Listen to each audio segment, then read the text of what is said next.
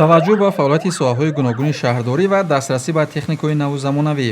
Инак тадбири навбатӣ дар бахши хадамоти давлатии оташнишонӣ бо мақсади беҳтар намудани фаъолияти соҳавии кормандони раёсати хадамоти давлатии оташнишонии шаҳри Душанбе пайваста аз ҷониби раиси шаҳри Душанбе муҳтарам Рустами Эмомалӣ чораву тадбирҳои судманд амалӣ карда мешавад. таъмин бо техникаи муосири соҳавӣ яке аз талаботи асосии замон аст. зимнан бо ташаббус ва дастгирии бевоситаи роҳбарияти шаҳр ҷиҳати таъмини самт ва соҳаҳои гуногуни пойтахт бо таҷҳизот ва техникаи пешрафта, ин навбат раёсати хадамоти давлатии оташнишонии шаҳри Душанбе соҳиби мошини оташнишонии норбондори универсалӣ аз ширкатҳои муштараки Зумлайн ва Волво гардид, ки дар Осиёи Миёна ягона мебошад.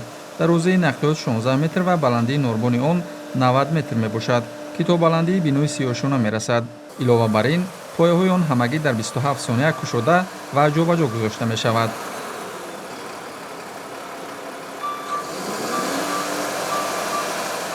ҳоло ман дар нақши корманди раёсати хадамоти давлатии оташнишонӣ ҳастам ва ин техника имконият дорад, ки то 90 метр дар баландӣ барояд ва мо ҳоло месанҷем, ки то чанд метр тоқати баромаданро дорем. бо иштироки кормандони дахлдори раёсат ҷиҳати идораи ин техникаи пуриқтидори соҳавӣ тадбирҳои омӯзишӣ аз ҷониби намояндагони ширкати истеҳсолӣ мутахассисон аз ҷумҳурии мардумии Чин ба роҳ монда шудааст. кормандони хадамоти давлатии оташнишонӣ пурра кор бо ин техникаро омӯхта минбаъд дар ҳодисаҳои эҳтимолии сӯхтор аз он истифода менамоянд. ин мошини оташнишонии маҷмӯавӣ яке аз пешрафтатарин техникаҳои наҷотдиҳии замони муосир мебошад. мошин бо таҷҳизоти муосир қобилияти баланд ва самаранокии аъло фарқ мекунад.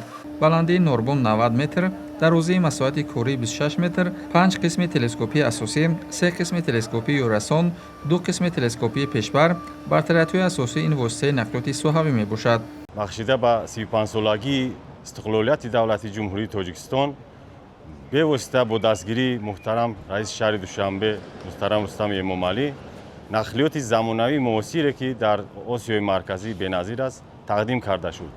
ин нақлиёти оташнишонӣ метавонад кори хадамоти давлатии оташнишониро ба маротиб осон гардонад. ҳайати шахсии хадамоти давлатии оташнишонӣ ҳамарӯза тамринҳоро бо ин нақлиёт гузаронида маҳорати касбии худро баланд мекунад.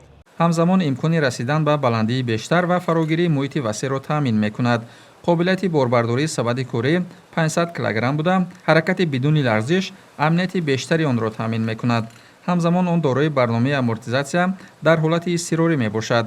ин имкон медиҳад, ки наҷотдиҳӣ тезтар ва бо устувории бештар ба роҳ монда шавад. маврид ба зикр аст, ки чунин техника танҳо дар Осиёи марказӣ дар Тоҷикистон акнун дастрас гардид ва бо истифодаи ин техника кормандон имкон доранд, ки дар муддати кӯтоҳ сӯхторҳои эҳтимолиро дар биноҳои баландошона хомӯш намоянд. иттилоъ дода шуд, ки нақлиёт дорои 20 функсияи муҳофизатӣ мебошад. аз ҷумла муҳофизат аз зиёдии бор, муҳофизат аз бархурд, муҳофизати фишори об ва ба ин монанд унсурҳои ҳимоявӣ. муҳлати то ба 90 метр баландӣ баромадани норбони он ва дар ҳолати пурраи корӣ қарор гирифтанаш 300 сонияро дар бар мегирад. қисмати ёпошии он то ба 380 дараҷа дар ҳолати корӣ давр мезанад. инчунин имкон дорад, ки то ба масоҳати 65 метр опошӣ кунад. мошин яке аз техникаҳои асосии муосири наҷотдиҳӣ дар сатҳи ҷаҳонӣ мебошад. бо инобати зиёд шудани шумораи биноҳои бисёррӯшона дар ҳудуди шаҳри Душанбе, кормандони соҳа ба ин нави воситаи нақлиёти соҳавӣ ниёз доштанд. ҳамин тавр кормандони ин самт дар заминаи таваҷҷӯҳи бевоситаи раиси шаҳри Душанбе муҳтарам Рустами Эмомалӣ ба чунин техникаҳои пешрафта дастрасӣ пайдо намуданд ва кори соҳаро ҳамқадам ба замони муосир пеш мебаранд.